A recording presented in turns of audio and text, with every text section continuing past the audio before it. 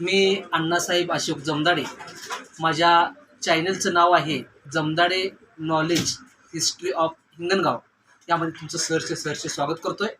आज खऱ्या अर्थानं मी तुम्हाला जमदाडे हे नाव कसं पडलं किंवा जमदाडे हे नाव कसं निर्मिती झालं या संदर्भात मी सांगणार आहे. छत्रपती शिवाजी महाराजांच्या काळामध्ये अनेक जाती धर्माचे लोक गुणागोविंदाने नांदत होते.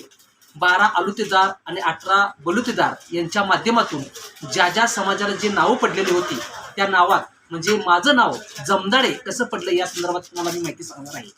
बघा, मध्ययुगीन काळामध्ये म्हणजे छत्रपती शिवाजी महाराजांच्या काळामध्ये काही लोकांच्या